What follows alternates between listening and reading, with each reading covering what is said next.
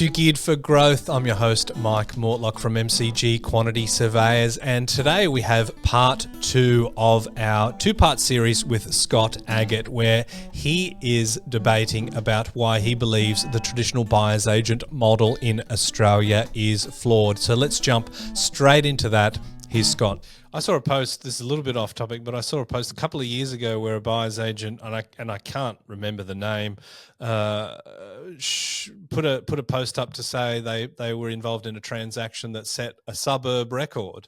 Now, you could look at that one side and go, oh, well, you know, they're obviously working in the higher end, so maybe they've got expertise or they've got good connections with those sorts of agents. But in essence, they're kind of saying, no one has ever paid more for a property in this suburb than we did for our client. Now, maybe that's because it was the best property in that suburb, but it kind of begs the question, you know, was it, or did you just do a deal that the person said, you know, you got a blank check, just get me something sweet? Yeah, and I had a similar post that I saw in a buyer's agent a couple of years ago that's got a reasonably high profile in Sydney that was berating a agent and gloating that they knocked back his pre-auction offer on behalf of his client and then sold it for less at auction.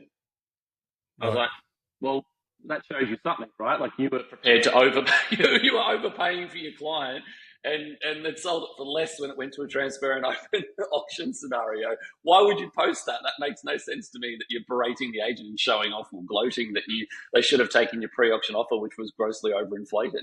Yeah, I mean, it's like just the mentality of that is just insane. And I've seen this multiple times with really high profile buyer's agents, that there's a shot of them with a paddle up at auction. One of which the buyer's agent says in his quote under the one where he's got the paddle up, they call me the shark. They don't hear me, they don't see me. I pop up at the end of the auction and boom, you know, I landed. I'm like, okay, great. So you just spend more money than anybody else, and you just pay the most amount of money. No wonder the agents love you. They call you the shark, the great white shark. They love you coming around for a bite, because you just keep constantly overpaying for property or paying the highest amount of money.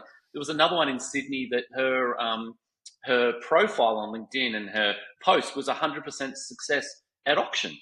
And I was like, that's just not possible. Either you've not been to enough auctions buying houses, or you constantly overpay for properties, because there's just no way that if you are focused on real value, you can compete with emotional end users, people in the eastern suburbs that have got deeper pockets than you, bank of mum and dad. There's a whole host of reasons why you cannot win every auction, unless you just commit to paying the highest amount of money every time. So fundamentally, I think the thinking that they even have is just wrong. Like, how do they market themselves in that position that the public can look at it and go, yeah, that makes sense. You constantly win every time. You must be the best buyer's agent. I'm going to sign with you and pay you lots of money just to turn up at an auction and put your hand up last and win. Why wouldn't you just do that yourself? Yeah, you really got to interrogate the side of that. And that example with, you know, the auctioneer that didn't accept the offer, I guess the auctioneer got it wrong, because there was a way for the client to get more, but they made their best approach to say, well, auction day might be better. But that buyer's agent got it wrong, because they were prepared to pay more than what it sold for. So, like, they're trying to point out that, like, this agent did the wrong thing, but they set a hand grenade off in a closed room and they both blew up. Yeah, exactly. Another point you mentioned was the heavy focus on one buying approach, which can be at the detriment to the customer. What are you talking about there? The Instagram buyer's agent and a lot of the really successful buyer's agents that I get their mail outs and their newsletters and things that talk nonstop about the high percentage of properties they buy off market. Mm-hmm. Now, fundamentally, I just think that thinking is also flawed, right? If you look at the stats, 60 to 80% of properties are going to sell on realestate.com, no matter if you like it or not like as a buyer. So that leaves 20 to 40%. The rough stats I've seen are around 23%, but I think it's very difficult to ascertain. So let's just call it 20 to 40% are going to sell pre or off market. Well, then you've got to have a strategy for both to give your client the best opportunity to see as much of the market as possible, which means you've got to have skills and a strategy to buy things pre and off market. And you've got to have the skills to control the negotiation when you're competing against lots of buyer depth in the open public when that property is being marketed online. So anyone that says, you know, I've got an 83% chance of 83% of our deals are done off market, or, you know, whatever the stats are, says to me that they are rushing to buy properties with no competition. They're paying a premium to do that, and they're not allowing the client to see all of the opportunity. So that is fundamentally flawed for me. But it's used as a marketing tool to say, oh, off market, they're so good off markets, and we get all these off markets. Now, I think it's just incredibly misleading. There's absolutely value in buying off market. If you buy the right property from the right seller in the right circumstances, there's fantastic value in doing that.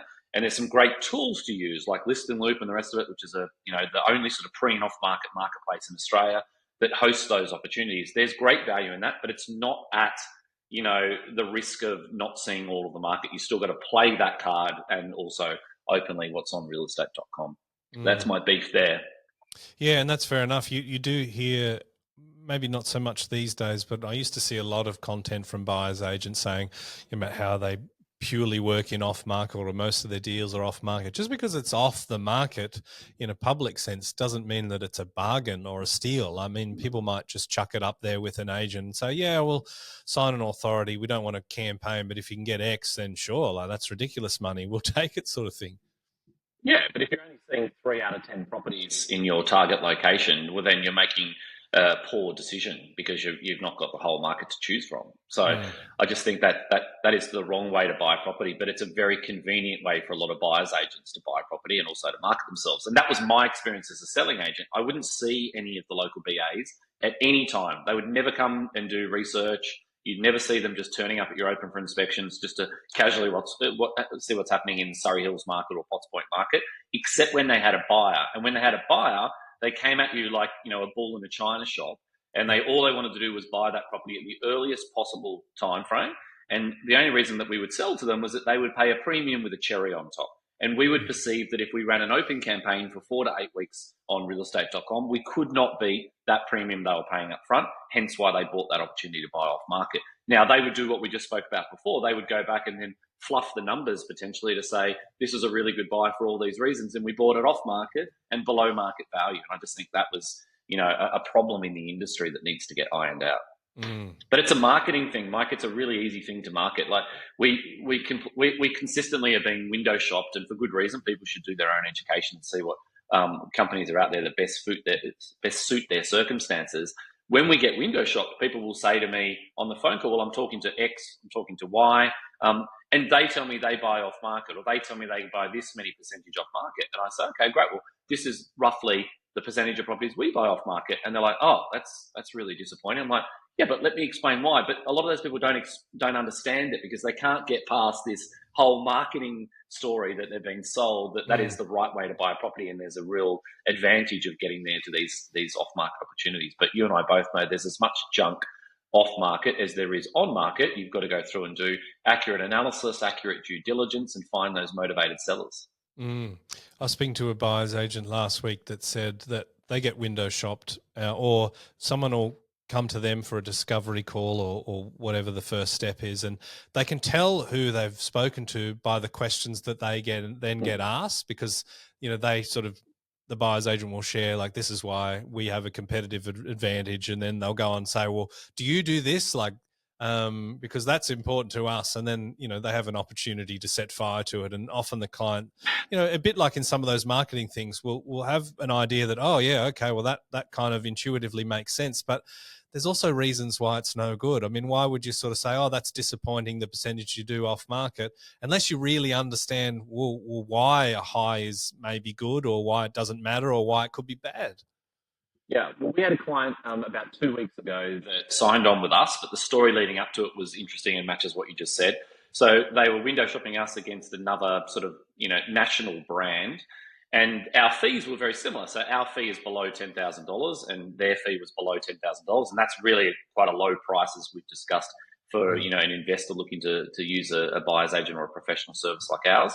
And I said to them, okay, great, that's good. Well, what do they do for their money, and how do they run their process and the rest of it? And they had all the answers for me.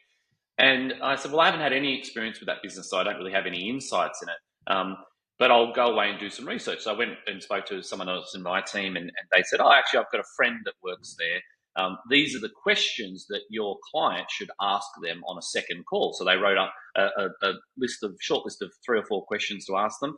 And it was relating to, will you be only pushing brand new product, or will you buy established homes in established locations? Do you take any kickbacks from developers or from anyone else, as an extra part of your business that you're not disclosing up front? And then they came back straight away after asking those questions and signed on with us instantly. And it turns out that they were only going to get force-fed new build product. And the reason why they were charging less than $10,000 is because they were getting a circa $40,000 or $45,000 kickback from the developers that they were force-feeding people into these new build properties. Now, that business, my understanding is they're making over $1 million a month. That's a huge business in Australia, right? Yeah, but they're not disclosing how they do business. And if we don't have a problem with that as Australians, there's something fundamentally wrong with the world that we live in, because that sort of information has got to be disclosed to you up front. You need to know those things before clients go down and make these decisions. Well, isn't it illegal not to disclose those sorts of things? I know certainly, like as part of an organisation like Pippa, that's an absolute mandatory thing to disclose any kickbacks from any direction. I'm not seeing any terms and conditions, so I can't answer that. And hopefully it's at least disclosed somewhere in the terms and conditions. But is it incredibly misleading? I believe it is, yes, because the client had gone through their entire discovery or strategy session with that company and wasn't aware of that at all. So the next thing they were going to do was pay just under $10,000 to then potentially learn that later. Yeah, it does sort of seem like one of the top three things that should be mentioned. And then in real terms, your fee is probably 5 times less than theirs, because it's not just the upfront, it's that back end. And you can't tell me that that's not baked into the price. Somebody's paying for that, and it always seems to be the consumer. Let's we constantly get asked to sell things to new build developers and things like that, and they're offering between $30,000 and $45,000 kickback. So that's a constant. Every week we get those emails from developers or builders. Yeah, we get a few of those as well. Not as many, but it's never a game we're going to play. Number 6, which you've put in brackets and capital letters, most important. So we're going to have to do this one. You're talking about when a buyer's agent interprets your brief, then presents you with viable options. As the customer, you don't really have any idea about what to benchmark that against. So can you expand on that for us? The Geared for Growth Property Investing podcast is presented by our business, MCG Quantity Surveyors. If you're an investor or a property professional looking to get the best tax depreciation deductions for yourself or your clients, please get in touch with us at mcgqs.com.au. It's our mission to help as many property investors as we can to maximise their claims and maximise their property education as well. Yes, and I think this is applicable to the whole industry, including the top buyers agents. I think this is an issue with the system that I think could change or could be better. And I don't know how they do it in terms of the traditional buyers agent model, but this is the main reason I built the model that we have built to address that point. If I act as a buyer's agent for you, I'm going to interpret your brief, Mike, as best as I possibly can, and even with the best intentions in the world. And I'm one of those top quality buyer's agents that's doing good things by my customers. I'm going to go away and present you with my best version of your buyer brief, right? So it might be that there's 2 or 3 options or whatever it may be that we believe tick all those boxes that you're looking to hit. Now, when you're in that position and you might be spending hundreds of thousands, if not millions of dollars, how do you know that that's the best value for your money? You're not confidently in control of your own money. You're outsourcing that to somebody else who's interpreting that brief through their lens. So I've got an issue with that, because I believe that the client needs to be in control of their money and needs to be in control of the deal flow. So we built a system where we do all of the professional work, but the client's got the ability to see all of the property options and then shortlist what they believe meets their brief. And it might be that they're finding something that has a different street appeal or topography or aspect or view or privacy or the right floor plan or the right room sizes, whatever it might be that lights them up. They then shortlist those properties for us then to do all the rest of the professional services. And I think that's the only way that I've seen over the 30 years, or my best thinking of how to address that issue. But I believe that's the number one problem with that broken model, is that the client is never in control of their money. They're outsourcing it to someone else, and they're only seeing a short list of the potential options that are available to them. And that probably addresses a lot of the off-market stuff that we talked about before. Like, what else? Okay, well, you've given me 3, and these 3 might be off market, but what about the other 7 that I potentially could have bought that were on market? 2 questions in closing. The first one is, how can this be solved for the customer? I mean, people could listen to this and go, "Yep, I'm interested in what Scott's saying. It all kind of makes sense, and I believe in his ethic and all that sort of stuff." But at the end of the day, it is a leap of faith. Like people can say all sorts of things to speak to the outcome that client is looking for. But are there objective ways that clients can sort of get to the meat and potatoes of the service offering and uncover some of the things that you highlighted, like that new build property company that's getting the kick on the back end? Well, I think if you go into it with your eyes wide open and you've got the ability to see through what's potentially the reason why they can do it at such a low cost, I think you've got to be able to ask the right questions like that. If you're talking to a local BA or someone that's buying an investment property for you Australia-wide, I'd want to know exactly how they work, who you're going to deal with in the team, the level of experience, whether they're property investors or property owners themselves, what sort of experience they've had in terms of transactions over a long period of time, how accountable they are for their results. I'd want to see some properties that they've bought for previous clients and understand, how the service works, how long it takes.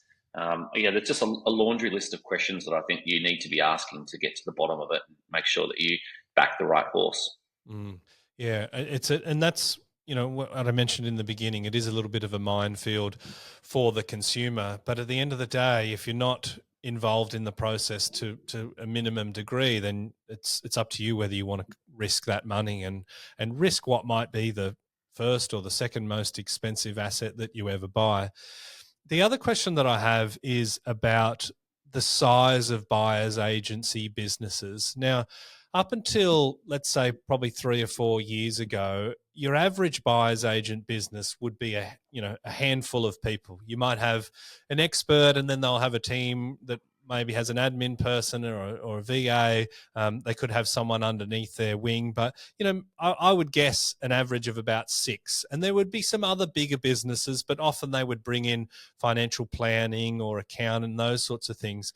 It seems to me quite clear that there is a magic kind of size for a buyer's agent, and it's quite smaller than other businesses. But we're now seeing quite large buyers agency businesses, and some of the people I know, and some of them are my friend, and I know them quite comfortably not to be evil people, and they are trying to do right by people. But do you think that once you get to a certain size and these people that might be experts in themselves just can't have that oversight and that control when they are doing 30, 40, 50 transactions a month or $1 million a month? I think a business of any size can put the right,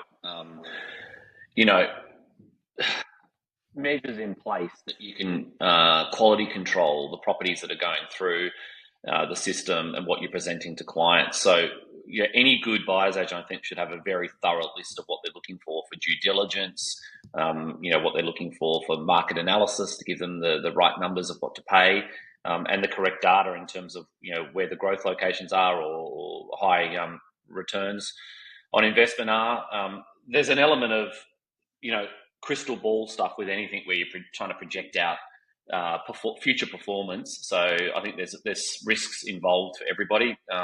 We always make sure the clients are well aware that whilst we believe that they're buying in a location that the fundamentals look really good, anything can happen in the future. They've got to be prepared for that. They've got to be financially in a position where they can afford to, cover costs if there's any short-term hiccups like that in the market. So I think to address that, you should be able to do that even with a small team. As you get bigger, I believe it should get easier because you're putting more experts in different seats there where it's got to go through that conveyor belt and be a green tick from each department before it gets to whoever's signing off on that property and presenting it to the client.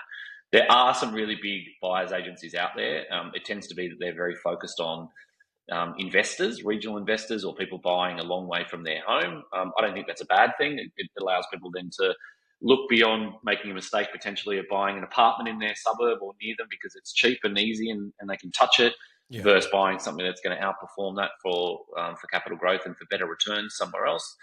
So I think that's a good thing in general if it's done well. I don't know if that answers the question, but yeah, there's definitely, at scale, it definitely does become a concern that you get further and further away from the moral compass. You just got to make sure that you hire the right people that live and breathe the same philosophy that you do to ensure that they're putting those properties forward in good faith. Yeah, and you know, that's a quite reasonable assumption that it's possible to do. I think, you know, I might be personally a little bit biased against it because I see that's an area where risks can arise, but a good practitioner, a good business owner can mitigate those certainly. So it begs the question, you know, what can be done from an industry point of view? I mean, I often kind of think, geez, giving a 5-star review to a buyer's agent the day after the transaction is done is almost like the wrong time. It needs to be 7 or 10 years down the track. You know, could we get to a point where maybe it's even a private sort of authority that says, well, we want to take a sample of 10 of every of your 100 deals and we want to put them through our algorithm and see who's the best. I mean, I can't see everybody wanting to sign up to something like that because it's a, you know, double-edged sword. But what can be done to try and protect the consumer? Because at the end of the day, that's who I care about the most. It's really hard, Mike, from an investment perspective to benchmark performance, because if I look at a broad cross section of 100 of our clients that have bought investment properties with us over the last few years, for example, they all buy with completely different views of what they're looking to achieve. So you might come on and say, this is the third property in my portfolio. It needs to balance the 2 foundation properties in my principal place of residence. I want to diversify. I want a property that I can manufacture equity on.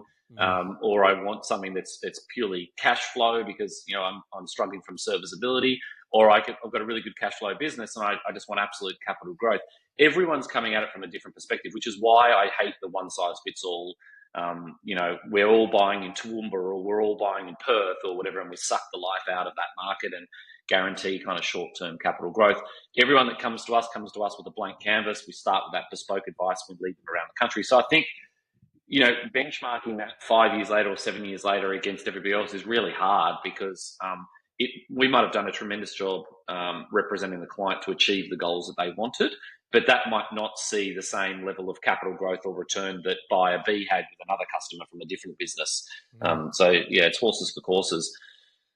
I don't know the answer. This is the start of a long journey, Mike. I think we might need to have a few gluten-free beers and you know, set the world right on the right direction to go. But I do believe what I wrote comes from a good place. I wasn't trying to just shit can the industry. I was trying to start a conversation around some key areas that I think are missing or are being overlooked and that need rectification and that need some future planning put in place by possibly smarter people than me. But I think, you know, until we do that and we're honest with ourselves about what's happening in the industry, then nothing's going to get better. We're just going to introduce more and more new people to the industry that are going to be focused on how much dollars they can make in the shortest possible time frame. And I think that's dangerous for the consumer. And I share the same level of responsibility with consumers that you do. I want to do the right thing by people and do something that's transformational in space. And you know, part of that is being honest and accountable up front. And same with my business. We live or die by the sword. We openly put all the data of our business out into the public. It's performance driven. We pay our analysts based on the accuracy of their data and their results. So those types of things, I think, are some checks and balances that a lot of the other businesses could do, and we would see a healthier balance in the industry. Well, I think you should be commended for putting something so contentious out there in the space. And I think the industry is better when we can have, you know, unbiased, open dialogues about the risks to consumers, or perhaps even, you know, incentives that are very difficult to unwind and to fix, but, you know, measures that we can put in place to try and protect that consumer. So, Scott, thanks very much for putting that out into the world and sharing your insights with me today. Thanks, Mike, and thanks for going kind to me. I wore the padded shirt and the mouth guard and rest of awaiting a few haymakers from you. We'll get you back for that one. Cheers. Thanks, mate.